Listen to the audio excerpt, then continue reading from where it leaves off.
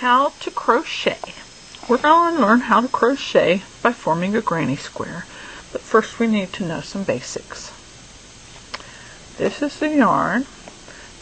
When you buy these pull skeins, you draw the yarn from the center of the skein. It kind of keeps it from rolling all over the floor, and it doesn't tangle quite as easily as if you would bring it from the outside of the skein. And this is my crochet hook. There are two different types of crochet hook. This one has this type of hook on it, whereas this one has got a flat hook on it.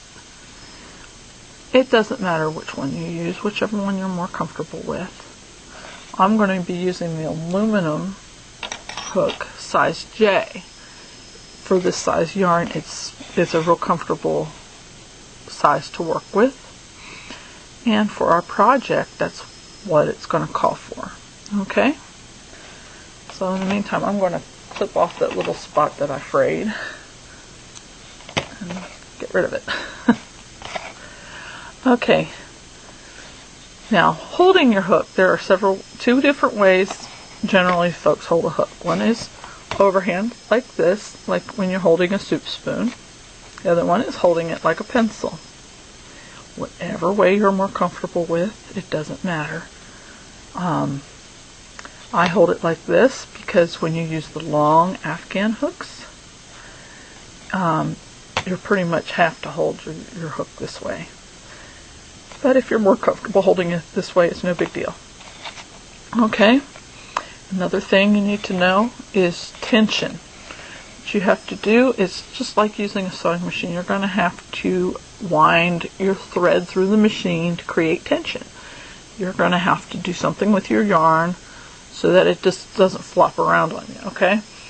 So when I do my tension,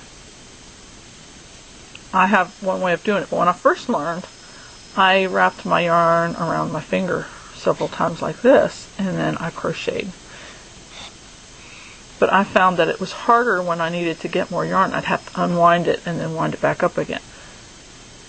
When I do tension when I crochet, is I take my left hand with the palm side up, and I take the end of my yarn, leave maybe a 6-inch strand, and then I wrap around my pinky like that, around my pointer like that, and then I hold my yarn between my thumb and my middle finger like that, and that forms my tension. And this thread right here is where you'll be working.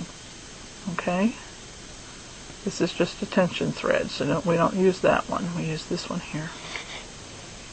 Okay, when I make my first stitch, some folks will just take and make a little slip knot like that. But my problem is this knot here gets too tight for my purposes. So I'm going to show you how to make a first chain without making that slip knot. Okay? So you put your hook behind this thread and you pull it forward. And you take it and you twist it all the way around. And so you have just a twist right here. Okay? Okay, then you take and you grab a hold of that twist with your thumb and your middle finger.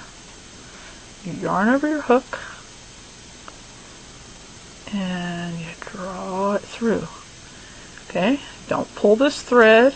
Don't pull this one. We don't want it tight because we want to go back and when we make our ring, we're going to need to put our hook back through that first loop. So that's basically your first chain stitch, okay? So make a next chain stitch, we hold on to that loop, yarn over, and draw it through. It's 2 chains. Yarn over, draw through, yarn over, draw through.